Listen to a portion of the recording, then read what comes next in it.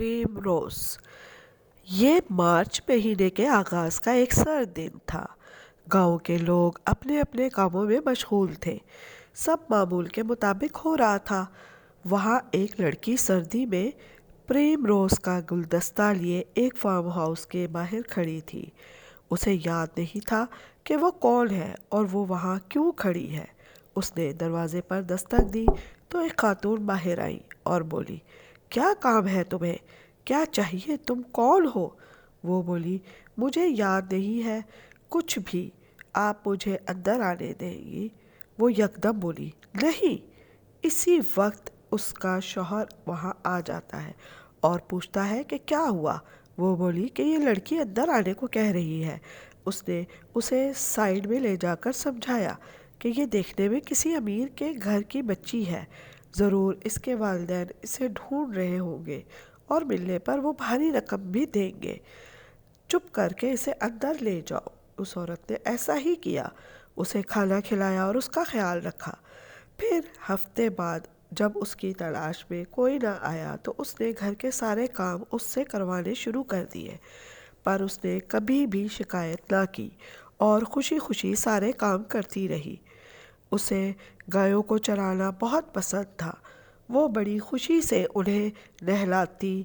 वो बड़ी तन्हा थी। उसे एक दोस्त की कमी महसूस होती।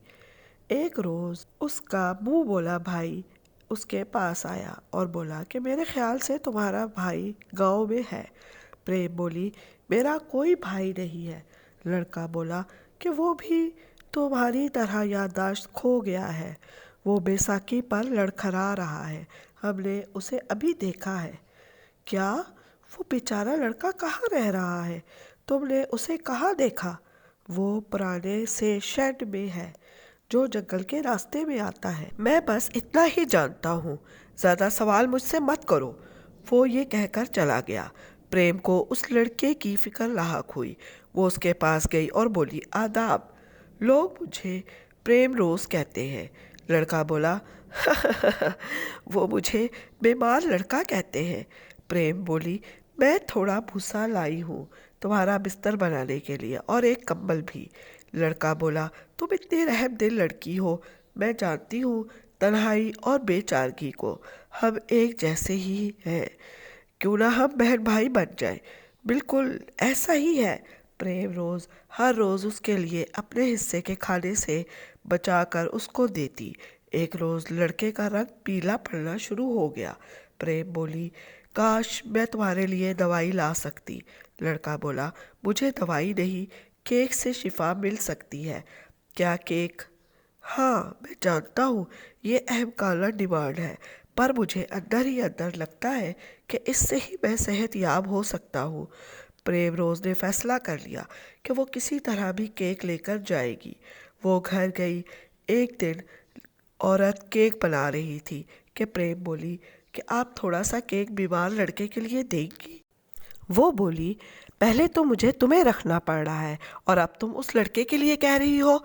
मैं एक टुकड़ा भी नहीं दूंगी। प्रेम बड़ी मायूस हुई। उसके पास थोड़े से पैसे थे जो उसने पड़ोसियों के काम करके लिए थे।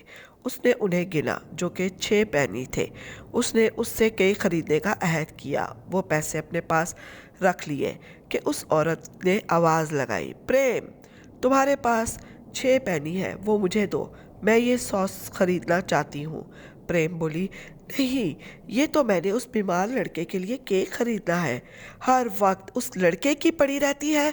हमने तुम्हें अपने पास रखा है, क्या तुम इतना भी नहीं कर सकती? इधर दो। उसने 5 पैनी उससे ले ली।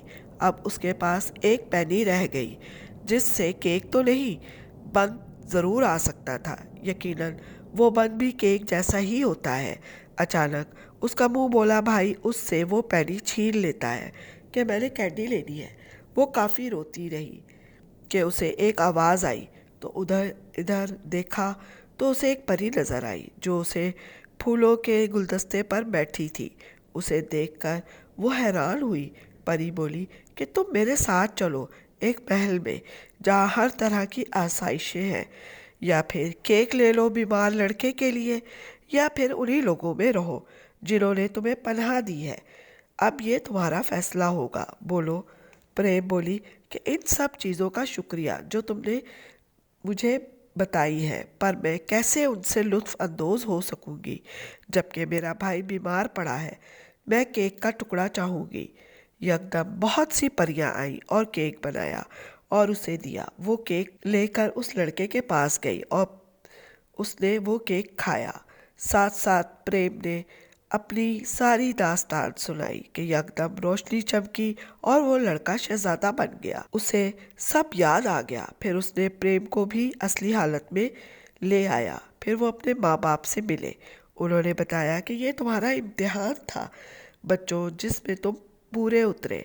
तुमने जुल्म सहने के बावजूद रहमदिली और मोहब्बत का साथ न छोड़ा। प्रेम ने उस औरत के दरवाजे पर सोने के फूलों का गुलदस्ता छोड़ दिया। वो बाहर आई तो हैरान रह गई। जब हम जुल्म के खिलाफ रहम दिल होते हैं और अपनी परेशानियों को बिना शिकायत के झेलते रहते हैं तो जादू होता है।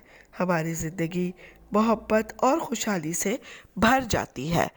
तो प्यारे दोस्तों, आपको मेरी ये वीडियो पसंद आई है तो इसे लाइक करें, शेयर करें और मेरे चैनल को ज़रूर सब्सक्राइब करें। आपका बहुत बहुत शुक्रिया। अपनी दुआओं में याद रखिएगा। अल्लाह हाफ़िज़।